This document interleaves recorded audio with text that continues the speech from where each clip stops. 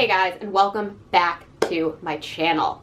So it is the start of the new year, which means we are going to be doing our first book box unboxing of 2024, and it is the Nightworms January edition. Very excited for this. Please excuse my wet hair. I am in the process of preparing to go on a trip, and this package showed up, and this is the only time that I have to film it, so we're doing it this way. But yes, for those of you guys who do not know, Nightworms is a monthly subscription horror book box. You usually get about 2 books. Sometimes you'll get a little bit more every single month. And they typically feature new releases, limited editions, re-releases, a lot of really, really fun stuff. I've learned about a ton of authors that I am now obsessed with through this book, Christopher Triana and Anya Allborn being 2 of them, through this box. But yes. This retails every single month for, I believe, $39.99 plus shipping and handling. It comes out to about $47 for me. I think it might depend on where you live, what the shipping is. Mine is always like $47.28 or something like that.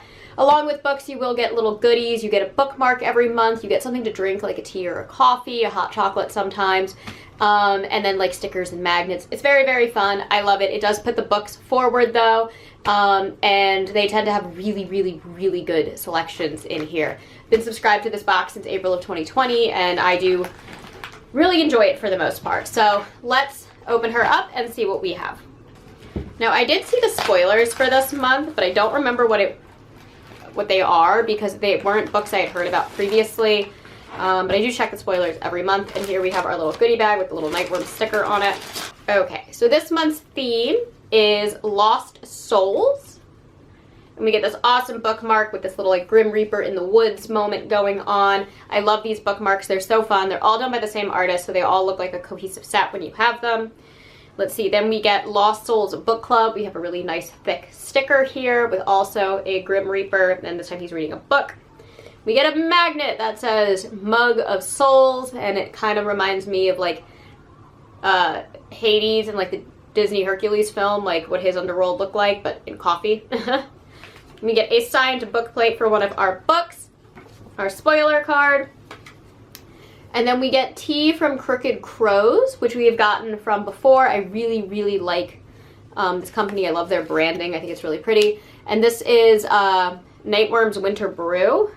It's an organic blend of caffeine-free rooibos tea with cinnamon, cardamom, cloves, ginger root, and stevia. That literally might be some of the smallest font I have ever seen, but there we are. That actually does sound quite delicious. Okay, so let's go through our books. I'm going to grab the paperback first. And this is The Wood Witch by Stephen Gregory. And let's see, I've never heard of this author before. Andrew Pinkney is a young English solicitor's clerk with boyish good looks and a gentle manner. But he also has a dark side. When his girlfriend Jennifer laughs at his impotence, he lashes out in a violent rage, knocking her unconscious. At the suggestion of his employer, Andrew heads to an isolated cottage in the gloomy Welsh countryside to take a break and get a grip on himself. In the woods, he discovers the grotesque stinkhorn mushroom, whose phallic shape seems to rise in obscene mockery of his own shortcomings. But the stinkhorn gives him an idea, a way to win Jennifer back. As the seeds of obsession take root in Andrew's mind, he embarks on a nightmarish quest with unexpected and horrifying results. Okay, when was this written? This is Valancourt Books, which makes me think this was written a couple years before. Yeah, okay, so this was originally written in 1988, which kind of explains the misogyny in the premise. And it has an introduction by Paul Tremblay that it says was written in 2015. Okay. I don't know about this one. I might have to really look into some prior reviews on that, because that is a questionable premise in my mind. And Nightworms is owned by women, so weird. Okay, next up.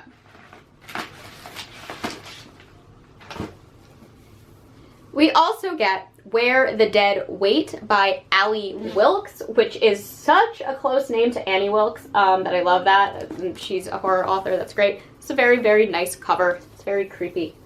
Kind of love this moment here. And I love the dead being written over in red. I think that's a nice touch. Let's read what this one says. In the 1800s, there are many ways to be lost in the Arctic. There are fewer ways to be found.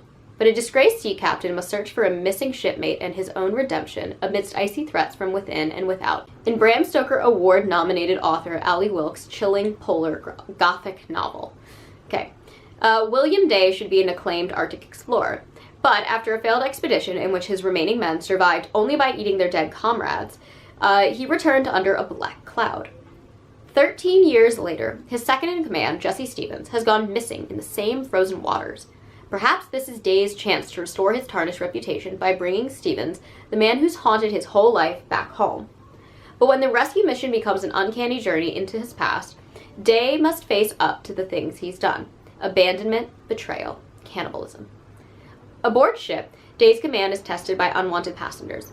Stevens' wife, a spirit medium whose seances both fascinate and frighten, and a reporter obsessively digging up the truth about the first expedition. Following a trail of cryptic messages, gaunt bodies, and old bones, their search becomes more and more unnerving, as it is clear that the restless dead are never far behind. Something is coming through. Okay, that sounds much more up my alley. I love that it's going to be set in the 1800s. Kind of gives me the terror vibes by Dan Simmons. Kind of gives me the deep vibes by Alma Katsu. And this is hilarious, and I didn't even realize this until I just said it. It says, better than Dan Simmons' The Terror, which is a quote by Alma Katsu. I don't believe that. I don't. Dan Simmons' The Terror is really a challenge to get through, but you understand why it's so famous. But definitely interested to read this. That's really funny that was the quote. I promise I didn't see that beforehand. At least I didn't read it. Maybe I subconsciously saw it. I don't know. But it says, the full quote is actually on the back. Beautiful, brilliant writing about good men and bad facing the unimaginable. I was swallowed whole by Ali Wilkes' terrifying story of Arctic survival. Dare I say it's better than Dan Simmons' The Terror. Okay, see, that actually sounds like something Alma Katsu would say. That is a cheap thing to do. Better than Dan Simmons' The Terror, just plop it on the top like that. Don't love that. Who produces? Emily Bestler Books. Don't love that. But it also has praise from Christopher Golden and Nat Cassidy and Luke Dumas. A lot of other authors too that I haven't heard of. So yeah, I'm definitely excited to read this.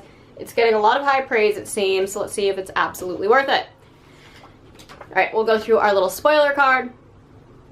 So we get Where the Dead Wait by Ali Wilkes, we get The Wood Witch by Stephen Gregory, Lost Souls book club sticker, Mug of Souls magnet, Lost Souls bookmark, and then the Winter Brew tea.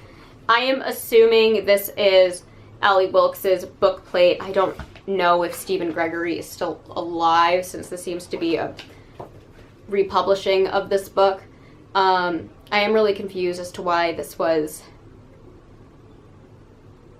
given to us. The last time I read one of the Valancourt books, like reprinted, like kind of obscure horror novels, it was called The Auctioneer, and I really didn't like it.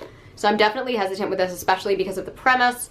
But maybe it's going to be like good classic, like 1980s horror fiction. I don't know. This sounds way up my alley. This will definitely be jumping pretty high on my TBR list because I really like the premise. I really like the cover, and it seems to be getting a lot of like good praise, even though I really don't like to listen to when authors write praise about books. I've read so many books that Stephen King said were good and they just like weren't. So Paul Tremblay too. Anyway, that is all that I have for you guys today. As always, I try to post every Monday and Thursday, sometimes on Saturdays, and if you enjoy these videos, please hit the like and subscribe buttons down below, and I will catch you all in the next one. Mwah!